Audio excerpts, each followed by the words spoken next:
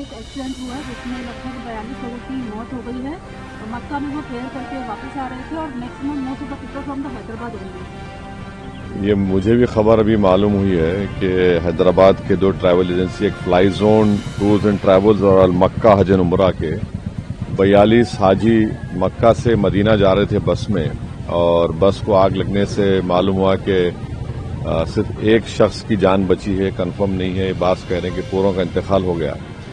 तो मैंने Indian embassy Riyadh में जो डीसीएम है अबू मैथिन जॉर्ज साहब से मेरी बात हुई, और उन्होंने मुझसे कहा कि कौंसल जनरल जिद्दा भी और वो खुद इस पर मालूमात हासिल कर रहे हैं और जो भी जरूरी कार्रवाई करना है वो करेंगे।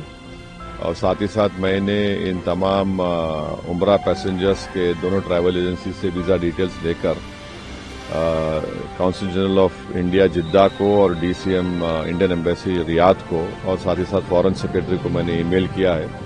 मेरी भारत सरकार से और ख़ास तौर से एक्सटर्नल अफेयर्स मिनिस्टर से जयशंकर साहब से ये रिक्वेस्ट है कि वो इमीडिएटली इस पर देखें, और अगर जिन लोगों की डेथ हुई है उनके परिवार ये चाह रहा है कि उनकी डेड बॉडीज जल्द से जल्द इंडिया को लाई जाए, और अगर कोई उसमें जख्मी है तो उनको अच्छी से अच्छी वहाँ पर उनको इलाज हो सके।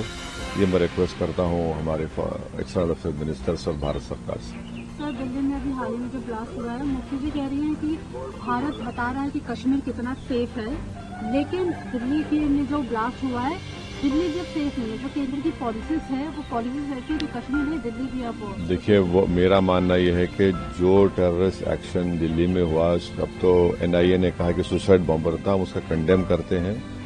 टेररिज्म की कोई जगह नहीं है, इसका पूरी तरह से कंडेम करना है। और जिस तरीके से उन्होंने प्लानिंग की, कॉन्स्पिरेसी, गैलेज कॉन्स्पिरेसी की, ये सब बातें आ रही हैं, तो इसमें खुली साफ तौर पर हम उसका कंडेम करते हैं। सर, इसी पे कश्मीरी मैन को भी अरेस्ट किया गया है के थ्रू, उसने बॉम्ब को वहाँ प्रोक्योर करवाया था। जो भी है, अब तो इन्वेस्टिगेशन चल रहा है, तो आप और हम कोई कंक्लूजन पर नहीं आ सकते। मगर ये जो इंसिडेंट हुआ दिल्ली में जिसमें 10 लोगों की मौत हुई, फिर अनफॉर्चुनेटली नौगाम में भी वो जो एक्सप्लोजिव रखे थे वहां पर भी पुलिस स्टेशन में ब्लास्ट हुआ, उसमें भी लोगों की मौत हुई, वो भी हमारे लिए तकलीफ दे बात। Thank you.